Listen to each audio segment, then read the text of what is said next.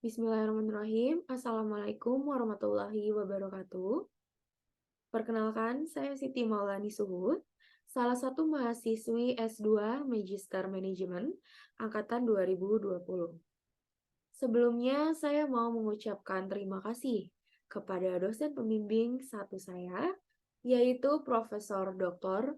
Ketut Sudiardita, dan juga kepada dosen pembimbing kedua saya, yaitu Profesor Dr. Dewi Susita.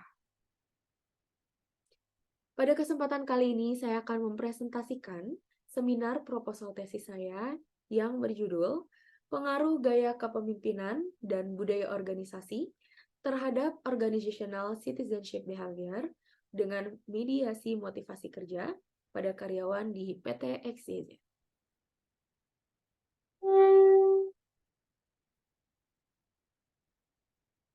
Oke, yang pertama saya akan jelaskan yaitu latar belakang masalah pada penelitian. Yang pertama, pada variabel Organizational Citizenship Behavior atau OCB. Pada tabel sebelah kanan, ini adalah hasil dari prasurvei. Prasurvei ini diteliti dari 30 karyawan di PT XYZ. Di sini juga terdapat beberapa dimensi dan juga ada beberapa indikator atau pernyataannya dari masing-masing dimensi. Oke, kita bisa lihat di sini ya, dari dimensinya itu ada altruism, ada conscientiousness, ada courtesy, ada sportsmanship, dan juga ada civic virtue. Dan kita bisa lihat di sini pada tabel, ada total persen untuk jawaban iya dan jawaban tidak. Di sini ada beberapa dimensi yang memiliki persenan untuk jawaban tidak ini lebih banyak, yaitu altruism memiliki jawaban tidak ada 143,3%, dan juga ada sportsmanship di mana jawaban tidaknya memiliki 170%.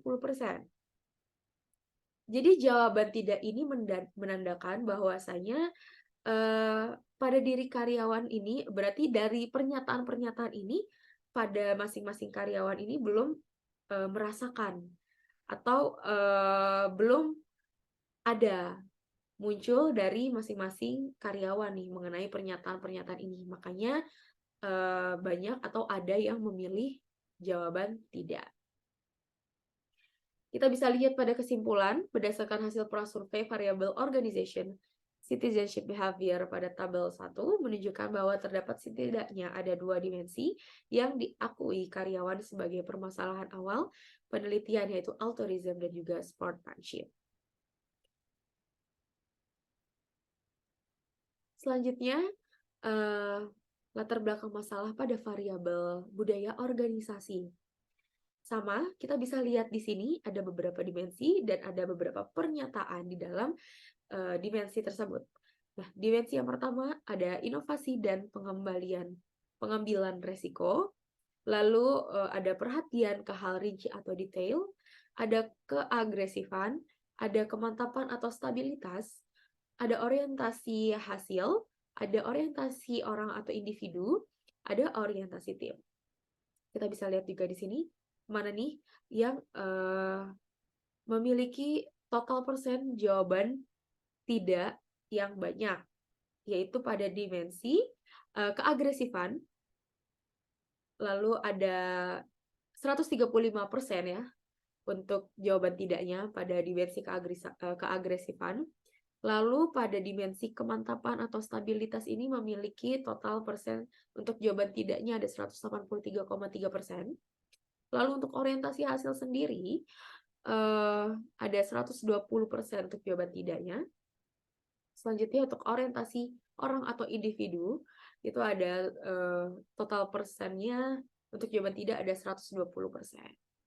Kita bisa lihat pada kesimpulan berdasarkan hasil prasurvei variabel budaya organisasi pada tabel 2 menunjukkan bahwa terdapat setidaknya ada 4 dimensi yang diakui karyawan sebagai permasalahan awal penelitian, yaitu tadi keagresifan, kemantapan atau stabilitas, orientasi hasil, dan orientasi orang atau individu. Next, di sini ada variabel gaya kepemimpinan ya. Di gaya kepemimpinan ini ada beberapa dimensi, yaitu inovator, motivator, delegasi, interaksi, apresiasi, power, dan juga direktif. Di sini dijelaskan untuk variabel, untuk dimensi-dimensi yang memiliki total persen jawaban tidak yang banyak, yaitu yang pertama ada motivator, yaitu sebanyak 140%, lalu ada interaksi, ada interaksi 110% untuk jawaban tidak, lalu ada apresiasi, untuk jawaban tidaknya ada 160%, dan juga untuk power ada 146,6% untuk total persen jawaban tidak. Jadi dapat disimpulkan, berdasarkan hasil prasurvei variabel gaya kepemimpinan ini pada tabel 3, menunjukkan bahwa terdapat setidaknya ada 2 dimensi yang diakui karyawan sebagai permasalahan awal penelitian, yaitu motivator tadi ya, interaksi, apresiasi, dan juga power. Oke, selanjutnya untuk latar belakang masalah ini ada variabel motivasi kerja. Di motivasi kerja ini ada dimensi kebutuhan fisiologis, ada kebutuhan rasa aman, ada kebutuhan untuk disukai, ada kebutuhan harga diri, ada kebutuhan pengembangan diri. Nah, di sini kita bisa lihat untuk jawaban yang menjawab tidak yang banyak itu adalah dimensi kebutuhan rasa aman memiliki 153,3% untuk jawaban tidak. Lalu ada kebutuhan untuk disukai memiliki 163,3% untuk jawaban tidak. Nah, berdasarkan hasil prasurvei variabel motivasi kerja pada tabel 4 ini, menunjukkan bahwa terdapat setidaknya ada 2 dimensi yang diakui karyawan sebagai permasalahan awal penelitian, yaitu kebutuhan rasa aman dan juga kebutuhan untuk disukai. Oke, selanjutnya nih. Jadi, tadi sebelumnya ini sudah dijelaskan atau dipaparkan masing-masing persentase dari masing-masing dimensi maupun pernyataannya. Dan berikut ini adalah diagram hasil compile dari keseluruhannya. Yang akan dijelaskan ini berarti per masing-masing variabel. Kalau tadi mungkin dijelaskan masing-masing dimensi dan pernyataan, ini udah di-compile menjadi masing-masing variabelnya. Jadi kita bisa lihat di diagram ini, untuk yang warna orange ini itu untuk keterangan tidak, dan untuk yang ungu ini ada keterangan iya, jawaban iya dan jawaban tidak. Nah, jadi dapat disimpulkan bahwa ada 4 variabel yang menjadi permasalahan awal penelitian dikarenakan memiliki nilai yang rendah, yaitu gaya kepemimpinan, budaya organisasi, organizational citizenship behavior, dan juga motivasi kerja. Jadi setelah tadi udah dipresentasikan totalnya, kita buat lagi presentasinya menurut masing-masing variabel. Dan ini menjadi landasan penelitian awal. Oke, selanjutnya ada rumusan penelitian. Yang pertama, apakah terdapat pengaruh gaya kepemimpinan terhadap organizational citizenship behavior? Yang kedua, apakah terdapat pengaruh budaya organisasi terhadap OCB? Yang ketiga, apakah terdapat pengaruh motivasi kerja terhadap OCB? Yang keempat, apakah terdapat pengaruh gaya kepemimpinan terhadap motivasi kerja? Yang kelima, apakah terdapat pengaruh budaya organisasi terhadap motivasi kerja? Yang keenam, apakah gaya kepemimpinan berpengaruh signifikan terhadap organizational citizenship behavior melalui motivasi kerja? Yang ketujuh, apakah budaya organisasi berpengaruh signifikan terhadap organizational citizenship behavior melalui motivasi kerja? Jadi ada 7 rumusan penelitian. Selanjutnya ada tujuan penelitian. Yang pertama, membuktikan secara empiris signifikan pengaruh variabel gaya kepemimpinan terhadap OCB. Yang kedua, membuktikan secara empiris signifikansi pengaruh variabel budaya organisasi terhadap OCB. Yang ketiga, membuktikan secara empiris signifikansi pengaruh variabel OCB Lalu yang keempat, membuktikan secara empiris signifikansi pengaruh variabel gaya kepemimpinan terhadap motivasi kerja. Yang kelima, membuktikan secara empiris signifikansi pengaruh variabel budaya organisasi terhadap motivasi kerja. Yang keenam, membuktikan secara empiris signifikansi pengaruh variabel gaya kepemimpinan terhadap OCB melalui motivasi kerja. Yang ketujuh, membuktikan secara empiris signifikansi pengaruh variabel budaya organisasi terhadap OCB melalui motivasi kerja. Selanjutnya, ada pun manfaat penelitian. Yang pertama, ada manfaat teoritis.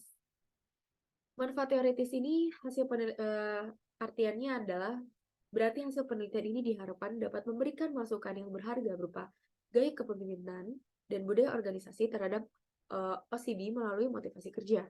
Penelitian ini juga diharapkan dapat dijadikan referensi serta memasukkan sumbangan konseptual bagi penelitian yang sejenis dalam rangka pengembangan ilmu pengetahuan khususnya mengenai OCB. Selanjutnya ada manfaat praktis. Manfaat praktis ini yang pertama ada bagi peneliti sendiri sebagai sarana untuk menambah pengetahuan dan pengalaman tentang masalah SDM yang berkaitan dengan gaya kepemimpinan dan budaya organisasi terhadap OCB melalui motivasi kerja. Selanjutnya, untuk tempat penelitian, memperluas dan menambah wawasan karyawan PT XYZ dalam hal keterkaitannya mengenai pengaruh gaya kepemimpinan dan budaya organisasi terhadap OCB melalui motivasi kerja. Selanjutnya, untuk Universitas Negeri Jakarta, menjadi masukan bagi para mahasiswa dalam hal ilmu pendidikan, dalam hal pengaruh gaya kepemimpinan dan budaya organisasi terhadap OCB melalui motivasi kerja. Oke, selanjutnya saya akan menjelaskan mengenai teori dan indikator yang ada di dalam penelitian ini. Yang pertama ada Organizational Citizenship Behavior. Menurut Organ, mengemukakan bahwa OCB adalah suatu perilaku individu yang eksplisit atau tidak terkait dengan sistem reward formal organisasi, namun dapat meningkatkan efisien dan efektivitas dalam suatu organisasi. Berdasarkan Potsakov, OCB is helping behavior, which is mutual helping behavior among others and prevents laziness in works. Jadi OCB ini adalah suatu inisiatif dari karyawan tanpa tuntutan dari perusahaan, gitu. Jadi inisiatif yang datang dari diri sendiri. Terus selanjutnya ada gaya kepemimpinan. Nah, di sini according to Rao, leadership style are steady patterns of social interaction attached to individual leaders. The various style are not permanent behavior, but rather a collection of behavior with a distinct essence. Menurut Muizu, kepemimpinan merupakan aktivitas yang dilakukan untuk memengaruhi motivasi dan membuat orang lain mampu memberikan kontribusinya secara sukarela dalam upaya mencapai tujuan perusahaan. Dengan adanya gaya kepemimpinan yang baik, pasti pekerjaan dan kinerja kita akan lebih meningkat lagi. Karena adanya positif ya, adanya hal yang positif yang dibangun dari gaya kepemimpinan seseorang. Selanjutnya ada budaya organisasi. Di sini dijelaskan oleh Shane and Glino, mendefinisikan budaya organisasi merupakan pola dasar dari nilai dan asumsi organisasi yang mengarahkan pegawai dalam organisasi untuk berpikir dan bertindak terhadap masalah dan kesempatan. Menurut Nikolaus, budaya organisasi merupakan kumpulan nilai yang dapat melandasi perilaku, tradisi, kebiasaan, tradisi dalam keseharian, serta simbol yang dapat dilakukan. Jadi dalam hal yang positif dan baiknya, budaya sebuah perusahaan atau instansi ini harusnya melakukan atau melaksanakan budaya-budaya organisasinya itu dengan baik. Selanjutnya motivasi kerja. Menurut Hitka, motivasi mengacu pada kekuatan batin yang mengatur, mendukung, dan mendorong perilaku seseorang untuk meningkatkan kinerja kerja dan memenuhi tugas yang diperlukan dengan upaya maksimal yang diterapkan. According to Robbins, motivation as the process that account for an individual intensity, direction, and persistence of effort toward attaining a goal. While general motivation is concerned with effort toward any goals, will narrow the focus to organizational goals in order to reflect our singular interest in work-related behavior. Oke, selanjutnya yang akan saya jelaskan yaitu definisi operational variable. Oke, di sini yang pertama saya akan menjelaskan dari variabel organizational citizenship behavior, di mana OCB ini memiliki dimensi altruism, conscientiousness, sportsmanship, courtesy, dan civic virtue. Di sini juga ada beberapa indikator yang mewakili dari masing-masing dimensi. Seperti contohnya altruism memiliki 3 indikator, ada conscientiousness, ada 3 indikator juga, sportsmanship memiliki 5 indikator, courtesy ada 3 indikator, dan civic virtue ada 3 indikator. Selanjutnya ada gaya kepemimpinan.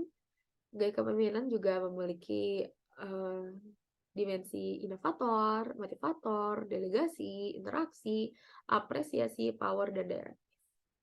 Dan masing-masing dari dimensi tersebut juga dijabarkan lagi ke dalam indikator-indikatornya, gitu.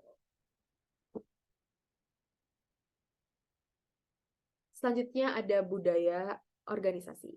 Nah, budaya organisasi ini dimensinya ada inovasi dan pengambilan risiko, ada perhatian ke hal rinci atau detail, ada keagresifan, ada kemantapan atau stabilitas, ada orientasi hasil, selanjutnya ada orientasi orang atau individu, dan yang terakhir ada orientasi tim.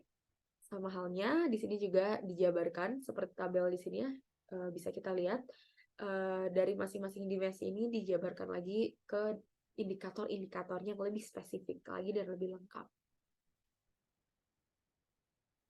Oke, selanjutnya ada motivasi kerja. Nah, di motivasi kerja ini dimensinya ada kebutuhan fisiologis, ada kebutuhan rasa aman, ada kebutuhan untuk disukai, ada kebutuhan harga diri, dan ada kebutuhan pengembangan diri. Sama ya, di sini juga dipaparkan atau dijelaskan juga masing-masing indikator dari masing-masing dimensi tersebut, gitu. Lebih spesifik dan lebih lengkap. Oke, selanjutnya yang saya akan jelaskan di sini adalah model penelitian. Jadi model penelitian ini dapat dikembangkan suatu kerangka pemikiran teoritis yang dapat menggambarkan hubungan antar variabel gaya kepemimpinan dan budaya organisasi sebagai variabel bebasnya dan organizational citizenship behavior sebagai variabel terikat serta motivasi kerja sebagai variabel intervening. Kita bisa lihat ya di sini ada kerangkanya. Di sini gaya kepemimpinan berpengaruh terhadap motivasi kerja. Di sini budaya organisasi juga berpengaruh terhadap motivasi kerja. Lalu gaya kepemimpinan berpengaruh terhadap OCB. Budaya organisasi juga berpengaruh terhadap OCB. Dan yang terakhir motivasi kerja berpengaruh terhadap OCB. Oke, berikutnya adalah hipotesis dari penelitian ini. Hipotesis yang pertama, gaya kepemimpinan berpengaruh signifikan terhadap motivasi kerja. Hipotesis yang kedua, budaya organisasi berpengaruh signifikan terhadap motivasi kerja. Hipotesis yang ketiga, gaya kepemimpinan berpengaruh signifikan terhadap organizational citizenship behavior. Hipotesis yang keempat, budaya organisasi berpengaruh signifikan terhadap OCB. Hipotesis yang kelima, motivasi kerja berpengaruh signifikan terhadap OCB. Hipotesis yang keenam, gaya kepemimpinan berpengaruh signifikan terhadap OCB melalui motivasi kerja. Untuk hipotesis yang terakhir, yaitu hipotesis yang ketujuh, budaya organisasi berpengaruh signifikan terhadap OCB melalui motivasi kerja. Oke, berikutnya adalah metode penelitian. Yang pertama, unit analisis. Unit analisis, objek penelitian ini adalah PT XYZ. Ruang lingkupnya meneliti karyawan PT XYZ. Mode penelitian, penelitian kuantitatif, penelitian menggunakan analisis structural equation, modeling, SEM, dengan menggunakan software Smart PLS versi 3. Untuk populasi dan sampel, populasinya ada 222 orang. Pengambilan sampel ini menggunakan teknik proportionate sampling sehingga jumlah sampel penelitian adalah 143. Untuk teknik pengumpulan data, data primer yang diperoleh dari kuesioner penelitian kemudian dikumpulkan ke dalam satu tabulasi data. Selanjutnya untuk teknik analisis datanya menggunakan model pengukuran outlier model dan juga evaluasi inner model.